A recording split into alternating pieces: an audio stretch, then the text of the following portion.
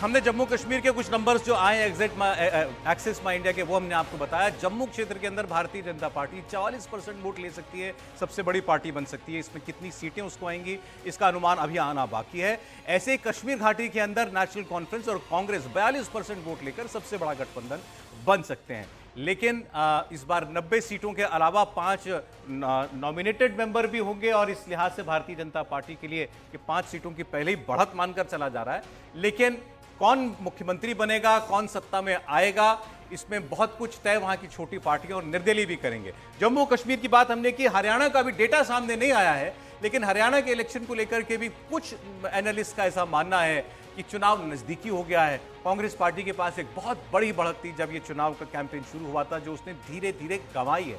लेकिन क्या बीजेपी इस इलेक्शन को इतना नजदीकी मामला बना पाए कि यहां पर भी छोटे दल या निर्दलीय कुछ हार जीत जो है या किसकी सरकार बनेगी ये तय कर पाए। फिर एक बार मेहमानों के पास हम आपको लेकर के चलना चाहते हैं। देवेंद्र पराशर हमारे पॉलिटिकल एडिटर हमारे साथ हैं, आनंद विजय जी हैं हमारे साथ, अमित रैना साहब हैं, राजा मुनीब साहब हैं, राशिद राहिल साहब हैं। आनंद जी की प्रतिक्रिया हरियाणा पर नहीं हम लोग ले पाए थे सर, वो जानना चाहते हैं। अभी चर्चा ही आप जम्मू कश्मीर की कर रहे थे, तो आइए अब हरियाणा पर बात हो जाए। अब हरियाणा पे हो ही है। अब मैं हरियाणा को लेके, देखिए, मैं जैसा पहले भी कह रहा था कि सीटों और उस पर बात करना अभी अभी ताज़ा जख्म है। लोकसभा चुनाव का उस जख्म को कुरेदना उचित नहीं होगा।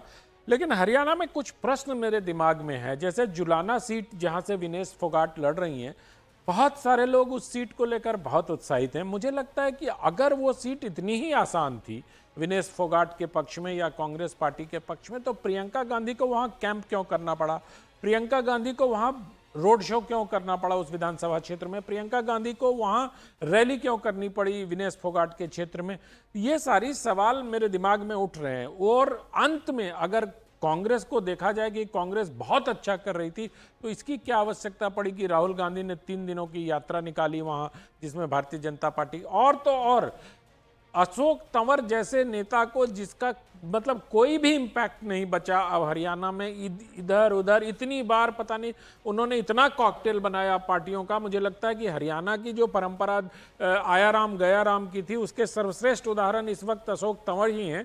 तो अशोक तंवर को भी प्रतीकात्मक रूप से, और वो भी बड़े क्या कहते हैं नाटकीय अंदाज में शामिल कराया गया कि राहुल गांधी जब अपनी सभा समाप्त करेंगे, ये वहीं गाड़ी में बैठे रहेंगे, उनको कोई फोन जाएगा कि सभा खत्म हो गई, तुम स्टेज पे आ जाना, उसके 1 घंटे पहले बीजेपी के लिए ये करना। तो इन सारी चीजों को इतना ही नहीं, उनको दोबारा दिखाने के लिए टीवी पर उनको तो फिर शामिल कराया गया ऑफिशियली। अजय माकन जी ने उनको पट्टा और माला भी पहनाया। मतलब माला शायद कांग्रेस ने सीख ली है कि चुनाव को आखिरी दिन तक छोड़ना नहीं चाहिए हाथ से। नहीं, मैं तो कहता हूं ये अच्छी बात है कांग्रेस के लिए, और अगर एलओपी इतना प्रयास कर रहे हैं तो ये अति उत्तम बात है। लेकिन मुझे जो ये प्रश्न है, ये मुझे कुछ सशंकित कर रहे हैं। और कांग्रेस पार्टी के का जो यूनिवर्स है, जिसको इकोसिस्टम भी कहते हैं, उसके लोग भी 50-55 पे आ गए। जो लोग 70 से शुरू हुए थे। तो मुझे सौरभ जी ये लगता है, आप सब विद्वत जनों के लिए मैं ये प्रश्न छोड़ता हूं और दर्शकों को भी सोचने के लिए बोलता हूं कि क्या वजह थी? कहीं ऐसा तो नहीं हो रहा है कि जैसा मोदी ने अब की बार 400 पार और 240 पे रुक गए, वैसा कहीं हरियाणा में तो नहीं होने जा रहा? अब की बार 70 पार और 8 तारीख को पता चलेगा कितने सीटों पे आ रहे हैं। नहीं, लोग तो कह रहे हैं छत्तीसगढ़, और अभी आप ही कह रहे थे छत्तीसगढ़ और एमपी ना हो जाए बीजेपी के पक्ष में। क्या के साथ कह रहा था मैं, क्या के साथ? वही मैंने कहा, क्या क्या ऐसा कहने वाले लोग मिल रहे हैं अब अचानक से 3-4 दिनों में बहुत मिलने लगे, क्योंकि लोग ये बता रहे हैं कि हरियाणा में जाट और नॉन जाट बहुत सॉलिडली कंसोलिडेट हो गए हैं वोटर के मामले में। और दलितों में भी डिवीजन हो गया कि जो जाट वोटर थे और जो नॉन जाटव वोटर थे और जो नॉन जाटव हैं, जिनको जाति सूचक शब्दों का उपयोग हमें नहीं करना चाहिए, तो जाटव और गैर जाटव के बीच में दलितों के वोट भी बटे हैं। तो इसका क्या परिणाम होगा, ये तो 8 तारीख को कुछ कह रहे हैं।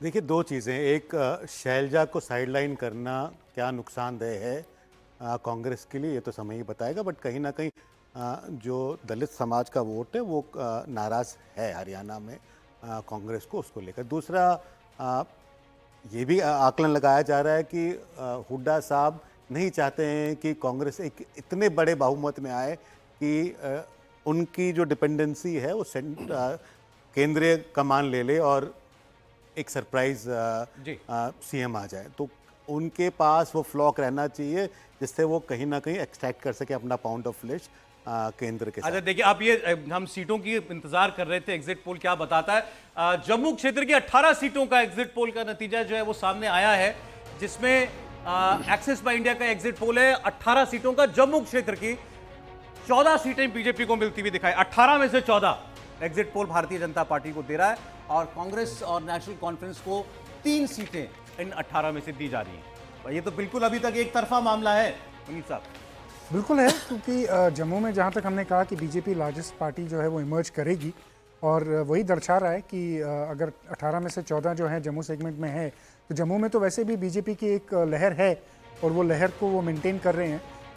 उनका वोट शेयर पार्लियामेंट्री इलेक्शंस में कुछ गिरा था, बट उसको मुझे लगता है कि ऑपोजिशन जो है वो कैच नहीं कर पाई। 370 के बाद पहला इलेक्शन हो रहा है, तो नहीं, पार्लियामेंट्री इलेक्शन की मैं बात। हाँ नहीं, मैं चलो असेंबली में जम्मू हाँ, रीजन में 370 के बाद पहला है, बट तो बीजेपी का जो बढ़त है वो रहेगी, और बीजेपी इमर्ज कर रही है, तो जो हमने आंकलन दिया उस पर सही है। देखिए, जम्मू एक तो हिंदू डोमिनेटेड एरिया है, दूसरा जो हम हमेशा डिस्काउंट करते आ रहे हैं, और मुझे सरप्राइजिंग है कि काफ़ी लोगों ने इस पर बात नहीं करी, एक बड़ा वर्ग ऑफ वोटर है जो जम्मू प्रोविंस में ऐड हुआ, जो था वेस्ट पाकिस्तान रिफ्यूजी, तो तकरीबन 5 लाख के आसपास का नंबर है। इसके अलावा हालांकि बहुत ज़्यादा नंबर नहीं है, बट गोरखा समाज का भी जो नंबर है वो ऐड हुआ, जिनको पहले असेंबली में वोट नहीं दिया जाना जाता था। इसके अलावा जो वाल्मीकि समाज है वो ऐड हुआ है बीजेपी के फेवर में।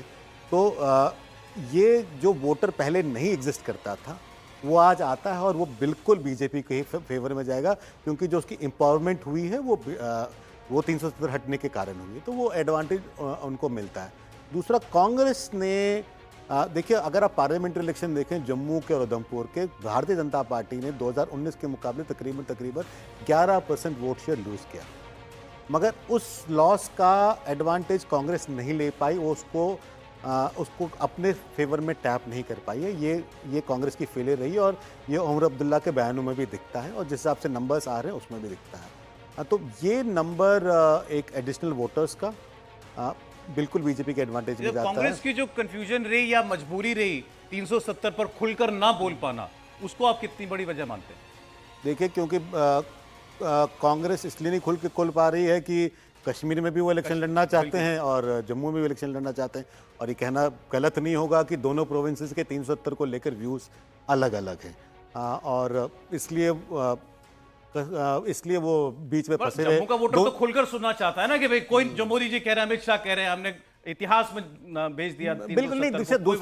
दूसरा कांग्रेस की जो ऑर्गेनाइजेशन स्ट्रेंथ रही है वो ऑलमोस्ट डिसिमेट हो चुकी है जम्मू रीजन में, और इसलिए क्योंकि लैक ऑफ ऑर्गेनाइजेशन भी कहीं ना कहीं इम्पैक्ट करता है, और जो थोड़ा बहुत ऑर्गेनाइजेशन स्ट्रेंथ था वो आज़ाद साहब ले गए, तो वो सब इम्पैक्ट कर गया कांग्रेस को, और कांग्रेस को जो काम करना चाहिए तो ऑर्गेनाइजेशन रीबिल्ड करने के लिए उन्होंने नहीं करा, और उसका नुकसान उनको इस इलेक्शन में दिखेगा। जी राजेश साहब, 18 सीटों का अनुमान आया है एग्जिट पोल का, जिसमें से 14 जम्मू में से बीजेपी को दिखा रहा है एग्जिट पोल।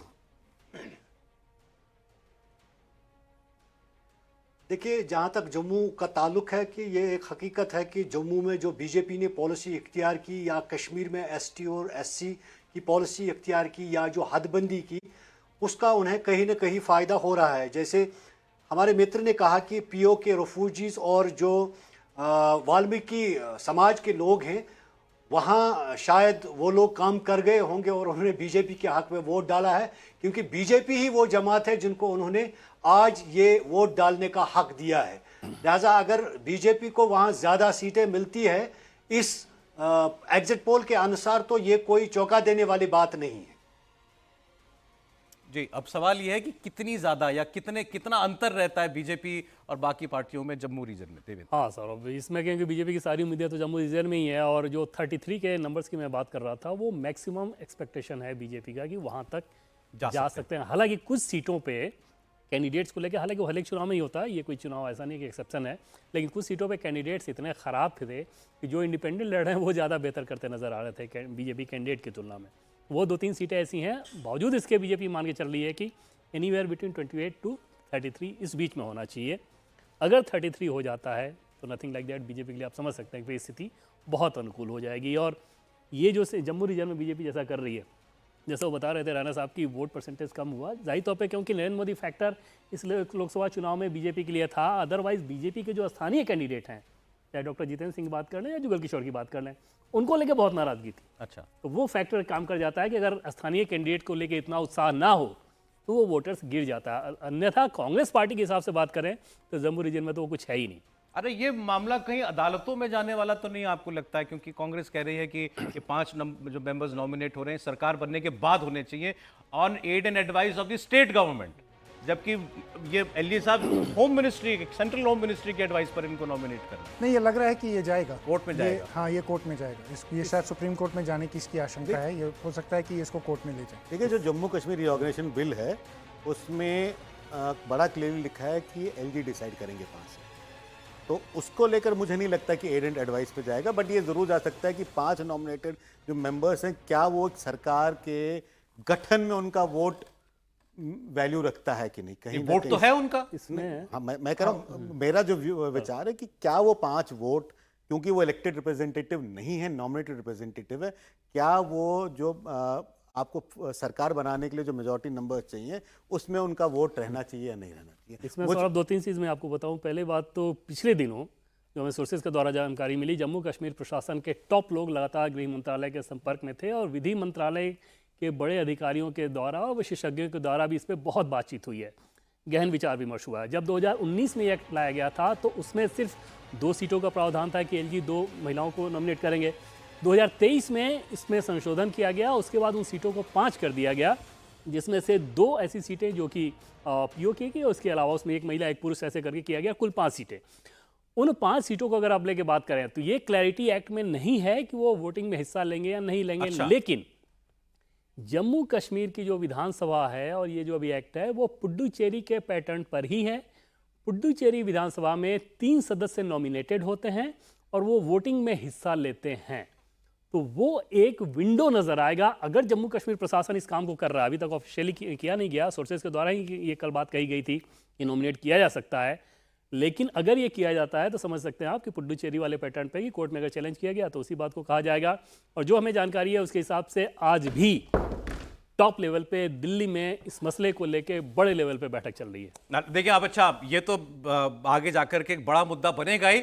एग्जिट पोल का जहां तक सवाल है, 54 सीटों का एग्जिट पोल आ चुका है जम्मू कश्मीर की, और उसमें से 29 सीटें बीजेपी को मिलती हुई दिखाई दे रही है एग्जिट पोल में।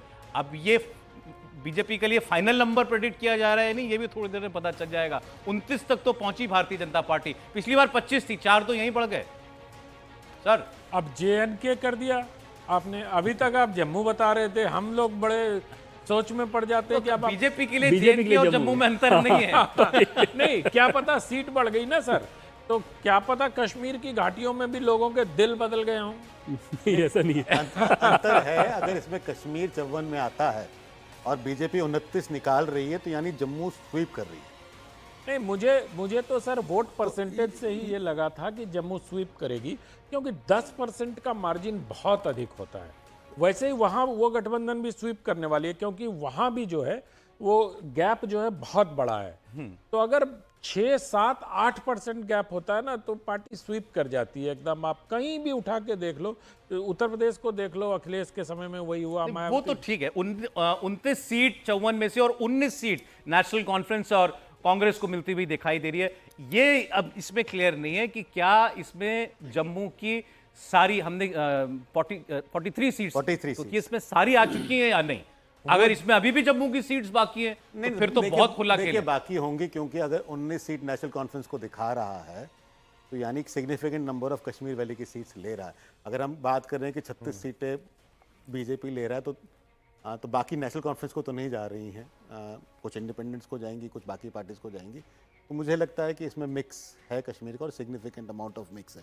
मगर अगर मिक्स होने के बाद जो बीजेपी 29 सीटें ले जा रही है तो बड़ा क्लियर इंडिकेशन है कि नहीं, ये हमें जो अभी clean sweep बताया है। जा रहा है जम्मू, उधमपुर और अनंतनाग तीनों लोकसभा सीटें जो हैं, तो अनंतनाग अपने आप में मेजर कश्मीर आ जाता है। जी तो जम्मू और आपका जम्मू और उधमपुर 37 सीटें ले जाता है, तो उसमें कहीं ना कहीं वो जो उधमपुर की सीटें वो भी ऐड हो, ये अनंतनाग की सीटें वो भी ऐड हो रही हैं। वो कितनी 12 कितनी 14 16 14 16 सीटें हैं।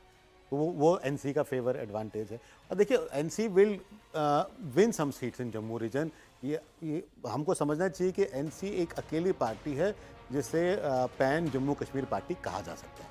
जम्मू में उतना अच्छा नहीं करेंगे जितना वो वैली में करेंगे, बट कुछ डोमिनेंट पॉकेट्स हैं उनके जहाँ पे वो ठीक ठाक नंबर्स ले लेते हैं। मतलब एक रीजन अभी जम्मू का बाकी है ना, इसके हिसाब से। ये अनंतनाग का जो है नहीं, इसमें पीर पंजाल भी, इसमें पीर पंजाल भी आता है, रजौरी नहीं पुंछ का भी जम्मू आता है। के तो वैली जम्मू पूरा हो गया, जम्मू पूरा हो गया। बीजेपी तो मैक्सिमम इसमें जम्मू पूरा मतलब बीजेपी मैक्सिमम यहाँ पर वो आ गया। 28 से 30 की जो बात चल रही थी वही है ये। फिर वही और फिर अगर वही इसमें हम अनंतनाग की बात कर रहे हैं तो फिर हम इसमें रजौरी पुंछ की बात भी कर रहे हैं, तो वहां वो पर कुछ BJP जगह है जहां advantage है। एनसी का चांस है कुछ सीट्स निकालने। जितने मुस्लिम डोमिनेटेड सीट है वहाँ एनसी अच्छा कर रही है। जम्मू नहीं, देखिए, रीजन नहीं जरूरी नहीं है। देखिए नहीं, जम्मू रीजन में भी मुस्लिम dominated seat पे ये जो BJP गुजर अच्छा कर- ये ये जो गुजर बकलवार वाला रिजर्वेशन आया है और जो एनसी का स्टैंड रहा है उसको लेकर, और पहाड़ी का जो रिजर्वेशन आया है और एनसी का जो स्टैंड रहा है उसको लेकर, वो एडवांटेज बीजेपी जाता है और डिसएडवांटेज नेशनल कॉन्फ्रेंस जाता है।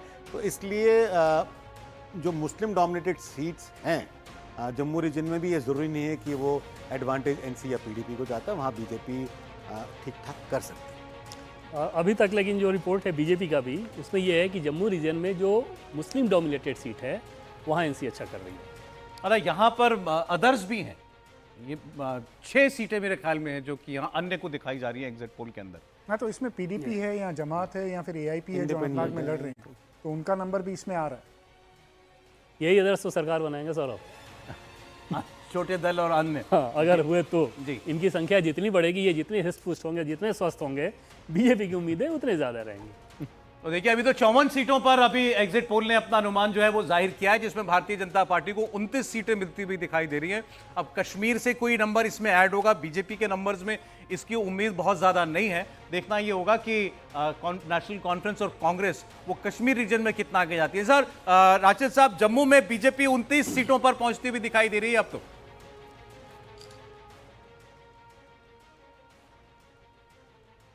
देखिए जहाँ तक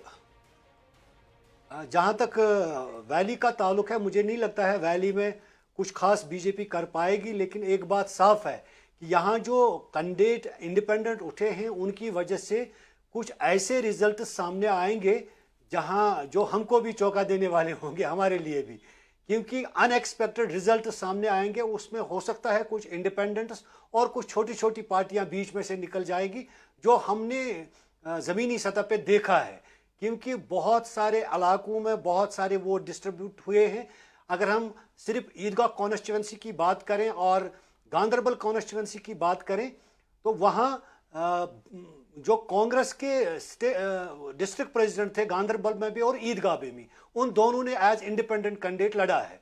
तो नेचुरली वो तो अपनी अपनी पार्टी को डैमेज करेंगे अपने अपने एरियाज में, तो नेचुरली अनएक्सपेक्टेड रिजल्ट्स वैली में भी आ सकती है। और अभी जैसे कि उमर साहब का एक ट्वीट आया है कि उन्होंने कहा कि हम ये चैनलों पे जो शोर शराबा है हम इसको पसंद नहीं करते हैं, न सुनना चाहते हैं। हम 8 तारीख का इंतज़ार करेंगे, उसके बाद ही हम क्लियर पिक्चर दिखाएंगे। क्योंकि उन्हें पहले बारामूला जब वो लड़ रहे थे पार्लियामेंट इलेक्शन, उनमें भी उसे ये कहा गया था कि आप बड़े मार्जिन से जीत रहे हैं, लेकिन फिर तस्वीर कुछ सामने अलग आ गई, जिसने उमर साहब को भी बड़ा निराश किया था।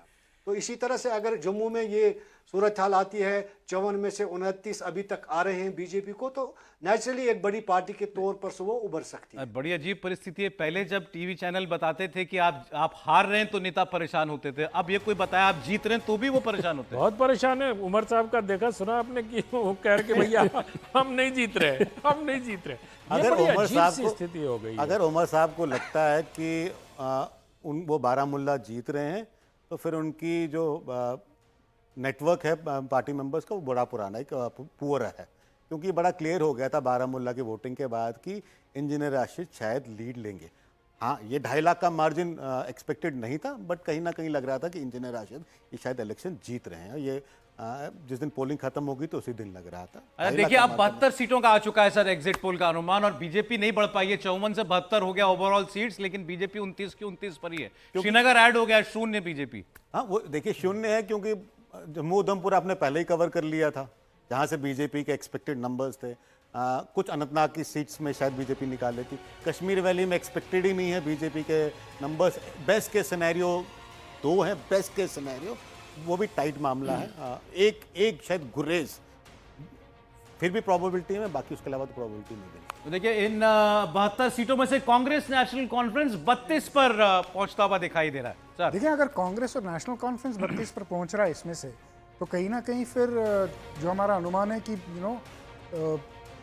स्वीप कर रही है एनसी, वो कहीं दिखती हुई नहीं आ रही, क्योंकि 74 सीटें हैं ये। तो अगर ये नंबर करेक्ट है 32 का, इसका मतलब है कि फिर कांग्रेस, या तो कांग्रेस का नंबर बहुत कम है इसमें, नहीं और लेकिन मैक्सिमम सीट्स एनसी की। लेकिन इसमें ये देखिए कि अगर 18 सीटें अभी भी बाकी हैं और ऑलरेडी वो 32 के आंकड़े पे हैं, Exactly, मैं यही तो बहुमत के पास हुआ है। देखिए, ये जो 18 सीटें, ये डिपेंड करता है कहाँ से दिखा रहे हैं, मतलब ये कहाँ वैली का की है। डेटा है। श्रीनगर का देखें, श्रीनगर का अगर डेटा है तो 8 में से 6 जो है वो एनसी के पास है। वैली का है तो एंटी बीजेपी होगा ना। श्रीनगर हो गया सर। अब जो लास्ट 14 का है वो जो है वो उसमें आपको दिखेगा कि बारामूला डिसाइडर बन गया है सर। बारामूला, कुपवारा, जी हाँ। ये जो एरियाज हैं ये डिसाइडर होंगे। राशिद इंजीनियर वाला इलाका, यहाँ कंसोलिडेटेड वोट जो है वो एक पार्टी को नहीं जा रहा। क्योंकि राशिद यहाँ- इंजीनियर हाँ। किंग मेकर बनने वाले हैं सच में। और देखिए, राशिद इंजीनियर खाली नहीं है, उसमें सजाद लोन भी है, उसमें अपनी पार्टी के भी एक सीट है वहाँ पर जो वो ले सकते हैं, उसमें इंडिपेंडेंट भी Independent भी है। पे भी है। तो ये वहाँ पे जो फ्रैक्चर्ड मैंडेट है वो बहुत फ्रैक्चर्ड है। आपके हिसाब से कांग्रेस और नेशनल कॉन्फ्रेंस को मेजोरिटी नहीं आ रही? Majority अगर- मतलब नहीं इस इन डेटा के इस डेटा के नहीं, मेजोरिटी नहीं है, मेजोरिटी नहीं। मेजोरिटी नहीं है, हंग है। नहीं, देखिए हमारा जो अनुमान था पहले भी कि बीजेपी एनसी 24 से 30 सीटें निकालेगी और कांग्रेस 6 सीटें निकालेगी पूरे जेएनके में। हाँ, तो और जिस हिसाब से चल रहा है वो 32 सीटें कहीं ना कहीं वो अप्रोक्सीमेशन वहीं पर है। मैच और फिर याद दिला दें, मेजोरिटी 48 हो गई अब। वो मेजोरिटी अगर depend 5 करता को है, आप वो काउंट 5 को करें, वो nominate ऐड होना ही है वो हाँ, वो ऐड होना ही फिर है। 48 48 है। फिर 48। तो जो कुछ हेडलाइंस निकल रही है वो ये कि वैली में बीजेपी को कोई सीट मिलती हुई नहीं दिखा रही है। दिखा रहा है एग्जिट पोल। 72 सीटों का अनुमान आ चुका है, बीजेपी 29 सीटों पर जीत सकती है और ये सारी सीटें जम्मू क्षेत्र से ही हैं। 90 का आ गया टोटल। देखिए, अब मेरे ख्याल में ओवरऑल आ चुका है डेटा। एक्सिस माई इंडिया का एग्जिट पोल जम्मू कश्मीर की सभी 90 सीटों के लिए कांग्रेस नेशनल कॉन्फ्रेंस 40 सीटों पर काफी नजदीक मेजॉरिटी मार्क के कांग्रेस और नेशनल कॉन्फ्रेंस पहुंचता हुआ दिखाई दे रहा है। 40 सीटों पर यह अलायंस पहुंच सकता है। 29 पर भारतीय जनता पार्टी और अन्य 21 में राशिद इंजीनियर भी हो गए, बाकी दल भी हो गए, सारे इंडिपेंडेंट भी हो गए। अन्य और बीजेपी काफी नजदीक पहुंचते हुए दिखाई दे रहे हैं। तो हंग असेंबली है, लेकिन नेशनल कॉन्फ्रेंस और कांग्रेस पार्टी मेरे ख्याल में फ्रंट रनर हैं इसमें, निश्चित कोई तौर शक नहीं है। पे इस डाटा के तहत आप देखें तो एकदम फ्रंट रनर हैं कि अगर 45 के बहुमत के हिसाब से देखें तो 40, 48 के हिसाब से देखें तो 8 कम है। लेकिन वो 8 को ला पाना इतना आसान काम नहीं होगा, क्योंकि वहां पर सिर्फ अब विचारधारा, तर्क, ये सब मुद्दे नहीं होंगे। वहां पे प्रशासन इसमें- का- नहीं, इसमें फिर किंग अगर ये नंबर्स आते हैं तो 8 लाना आसान हो जाता है। क्योंकि मुझे लगता है कहीं ना कहीं अगर पीडीपी 6 सीटें निकालती है, 4 से 6 सीटें निकालती ये है, अन्य में पीडीपी है। 4 से 6 सीटें निकालती है, तो वो सपोर्ट कहीं ना कहीं ये कहीं ना कहीं बीजेपी फिर- को नहीं नहीं, जाएगा। आपने- वो- Exactly. वो NC आपने पूरी लाइन सुनी नहीं। मैंने ये कहा कि वो आसान नहीं होगा, क्योंकि वहां पे फिर प्रशासन का रोल आ जाएगा। अब इससे ज्यादा खुल के मैं इससे नहीं बोल सकता। ये बात आप मुझे दूसरी बार नहीं कह रहे हैं। ये बात मैं दूसरी बार कह रहा हूँ। हाँ, बट वो बात सही है। बट इसमें फिर कहीं ना कहीं बिल्कुल अमित जी का कहना बिल्कुल सही है कि अगर आप देखेंगे ना, पीडीपी कहीं किंग मेकर ना बन जाए, उनका नंबर बहुत सिग्निफिकेंट अगर इतना क्लोज मामला अगर जा इतना रहा है। क्लोज ये आता है, अगर ये 40 तक का नंबर जो है, अगर एक्सिस माई इंडिया का पोल एक्यूरेट है और 40 का नंबर है, तो फिर पीडीपी कहीं ना कहीं किंग मेकर है। और फिर जो हमने सजाद लोन का थोड़ा सा रुझाव देखा है टुवर्ड्स एनसी की तरफ और सॉफ्ट अप्रोच देखा है, तो वो भी कहीं प्ले में आता है। वो दो राशिद parties इंजीनियर में की जो पार्टी की 5 सीटें प्रेडिक्ट कर रहा है एग्जिट पोल।